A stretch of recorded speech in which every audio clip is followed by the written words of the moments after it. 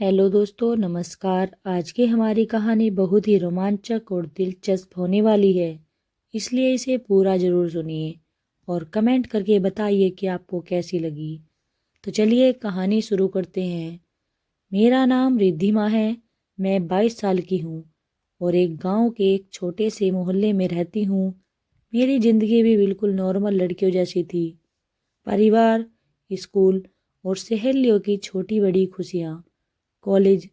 लेकिन कहते हैं ना, कभी कभी छोटी छोटी बातें ही जिंदगी की सबसे बड़ी और अच्छी कहानियां बन जाती हैं। सवेरे जब नींद से आंखें खुली तो कमरे में हल्की सी ठंड महसूस हुई। मेरा बिल्कुल भी उठने का मन नहीं था। मेरी नींद अब भी अधूरी ही थी।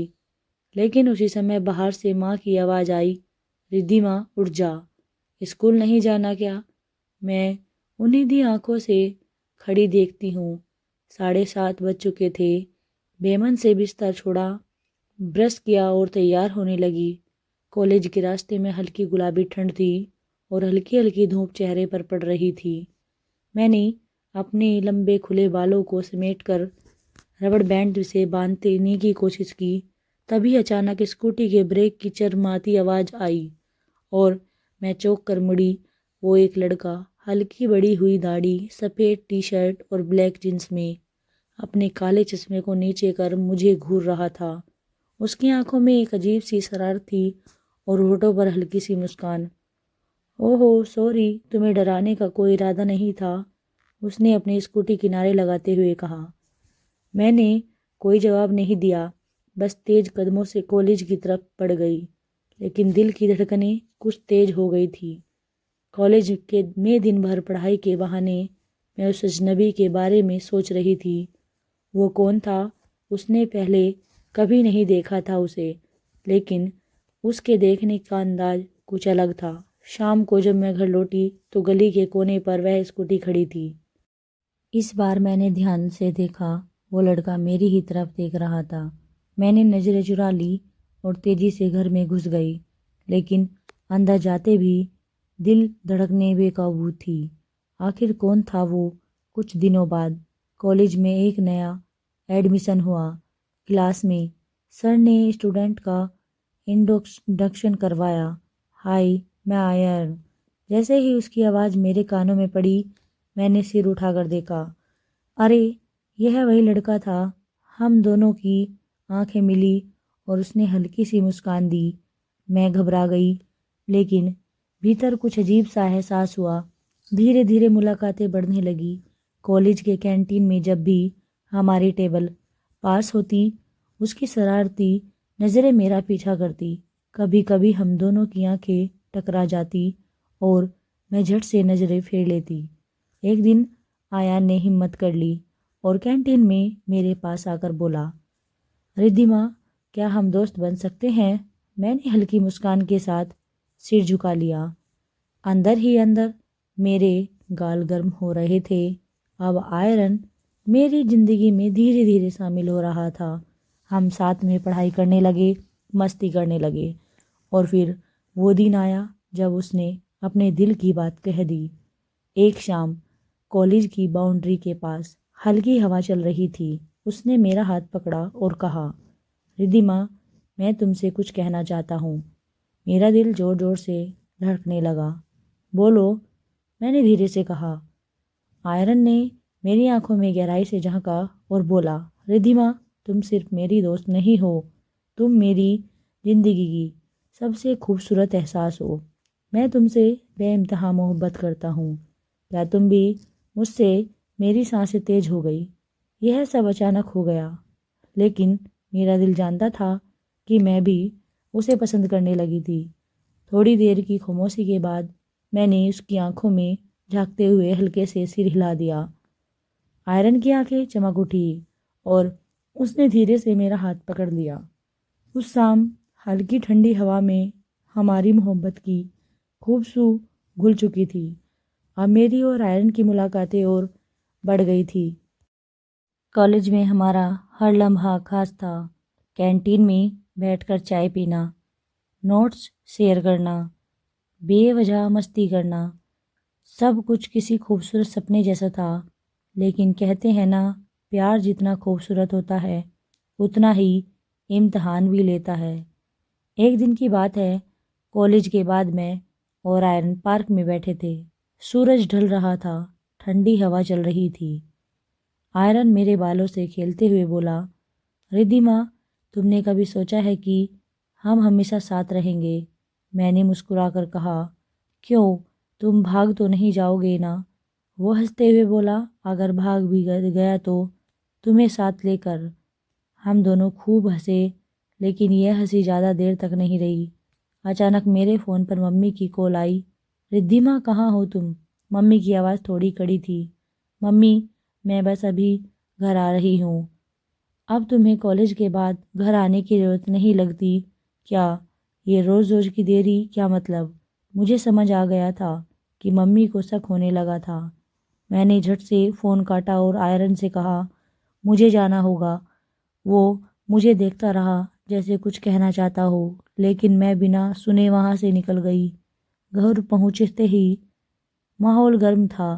मम्मी और पापा दोनों हॉल में बैठे थे। रिद्धिमा, ये रोज़ रोज़ कॉलेज के बाद कहाँ जाती हो? पापा का सवाल तल्ख था। बस दोस्तों के साथ थी, ग्रुप स्टडी कर रही थी। मैंने बहाना बनाया, झूठ मत बोलो, कस्बा छोटा है, हमें सब पता चल जाता है। ये लड़का कौन है जिसने तुम रोज़ मिलती हो? मम्मी ने गुस्से में कहा।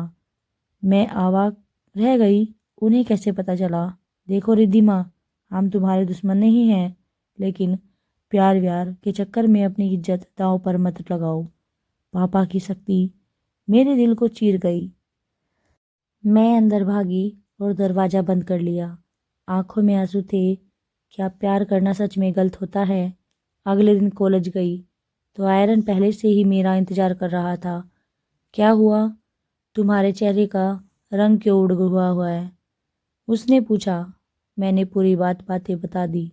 वो कुछ देर तक चुप रहा, फिर बोला, रिद्धिमा, मैं तुम्हें खोना नहीं चाहता। हम अपने प्यार को ऐसे ही नहीं छोड़ सकते, पर मेरे पापा मम्मी कभी नहीं मानेंगे। मेरी आवाज़ लड़खड़ा रही थी। तो क्या करें? भाग जाऊं? उसने मेरी आंखों में देखते हुए कहा। मैं चौंक गई। क्या यही सही होगा? आयरन ने मेरा हाथ पकड़ा और कहा, रिद्धिमा, अगर तुम चाहो तो हम घर वालों को मनाने की कोशिश बिल्कुल कर सकते हैं, लेकिन अगर वो नहीं माने तो हम अपनी ज़िंदगी का फ़ैसला अब खुद लेंगे। मैं करवटें बदल रही थी। आयरन के शब्द अब भी कानों में गूंज रहे थे।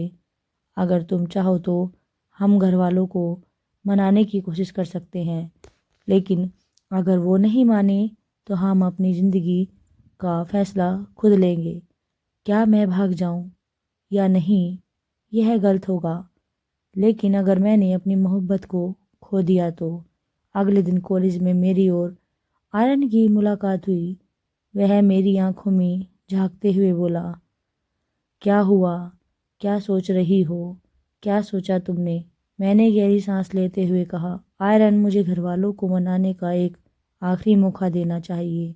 अगर वो नहीं माने तो हम जो भी करना होगा साथ करेंगे। उसने मेरे माथे पर हल्की थपकी दी और मुस्कुराकर कहा, यही तो बात है मेरी रिद्धिमा की। उस रात मैंने हिम्मत जुटाई और पापा के पास गई। पापा, मैं आपसे कुछ कहना चाहती हूँ। उन्होंने अखबार से नज़र हटाकर मुझे देखा। बोलो। पापा, मैं आयरन से प्यार करती हूँ। हॉल में एक अजीब सी खामोशी छा गई। मम्मी भी रसोई से बाहर आ गई। तुम्हारा दिमाग खराब हो गया है? पापा का गुस्सा फूट पड़ा। पापा, वो बहुत अच्छा लड़का है, वो मुझे बहुत खुश रखेगा। मेरी आंखें नम होने लगी।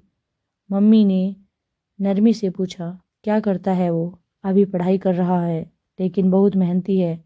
पापा ने ठकारा लगाया, बेटा, मोहब्बत पेट नहीं भरती। तुम्हारी शादी हम अपनी मर्जी से करेंगे, किसी आवारा लड़के से नहीं। वो हमारा नहीं है पापा, और मैं किसी और से शादी नहीं करूँगी। थप्पड़ की आवाज़ गूंज उठी। पापा का हाथ मेरे गाल पर पड़ा।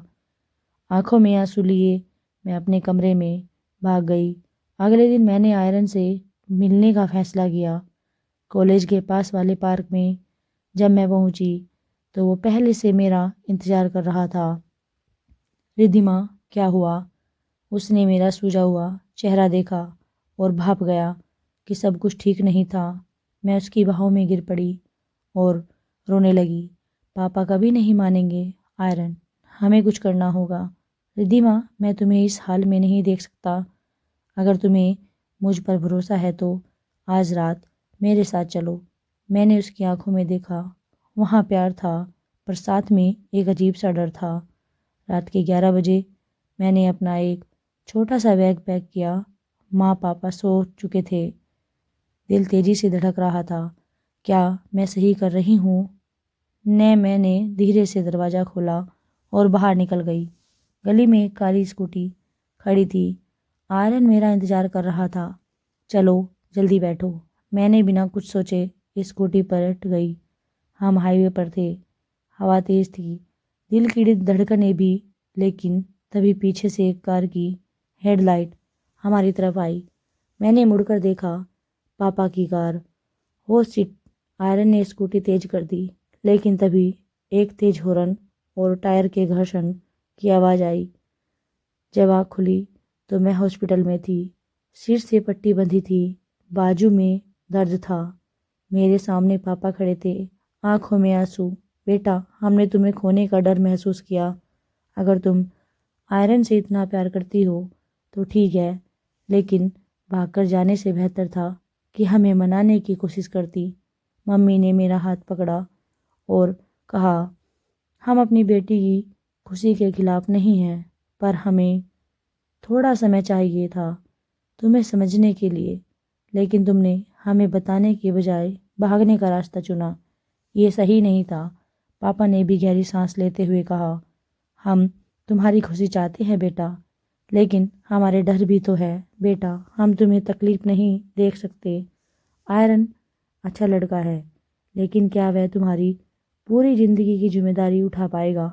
मैंने आंखों में आंसू भरकर कहा, पापा, वो बहुत मेहनती और ईमानदारी है। हम दोनों मिलकर सब कुछ संभाल लेंगे। प्लीज़ हमें एक मौका दीजिए। पापा कुछ देर तक चुप रहे, फिर आयरन की ओर देखा। क्या तुम सच में रिद्धिमा को खुश रख पाओगे? आयरन ने बिना झिझके जवाब दिया, मैं अपनी जान से ज़्यादा इनकी खुशी की कदर करता हूँ अंकल। मैं आपको यकीन दिलाता हूँ कि मैं रिद्धिमा को कभी कोई तकलीफ़ नहीं दूंगा। मम्मी ने पापा की ओर देखा और धीरे से कहा, हमें इनकी मोहब्बत पर भरोसा करना चाहिए। पापा ने एक लंबी सांस ली और फिर मेरी ओर देखा। अगर ये तुम्हारी खुशी है तो हमें भी इसे अपनाना होगा। मेरी आंखों में खुशी के आंसू आ गए। मैं दौड़कर पापा से लिपट गई और बोली, पापा, आप बहुत अच्छे हो। घर में हल्दी मेहंदी और संगीत की रौनक थी।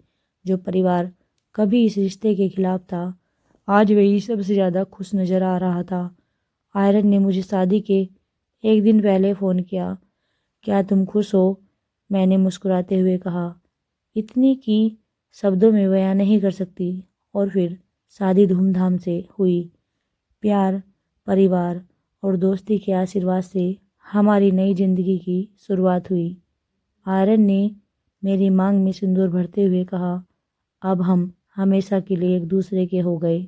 मैंने उसकी ओर देखा, हल्की मुस्कान के साथ कहा, हमेशा से थे, बस अब दुनिया की ओर भी पता चल गया। सच्चा प्यार हो तो राहें खुद ब खुद बन जाती हैं। जब परिवार रिश्ते साथ हों तो ज़िंदगी और भी खूबसूरत हो जाती है। तो दोस्तों, कैसी लगी आपको ये रोमांटिक और इमोशनल कहानी? अगर आपको यह कहानी पसंद आई हो तो कमेंट में अपनी राय हमें ज़रूर दें और ऐसी ही मज़ेदार कहानियों के लिए हमारे चैनल को सब्सक्राइब कर लें, ताकि हमें और भी अच्छी अच्छी कहानियों का नोटिफिकेशन आप तक पहुंचाने में कोई कठिनाई ना हो। दोस्तों, इस कहानी को ज़्यादा से ज़्यादा शेयर कीजिए और मिलते हैं अगली रोमांचक कहानी के साथ। तब तक के लिए अलविदा। दोस्तों, ऐसी ही कहानियाँ हम लाते रहते हैं। आप इस कहानी को ज़्यादा शेयर कीजिए, लाइक कीजिए और कमेंट में बताइए कि आपको ये कहानी कैसी लगी। ओके दोस्तों, मिलते हैं नेक्स्ट वीडियो में। तब तक के लिए धन्यवाद। ढेर सारा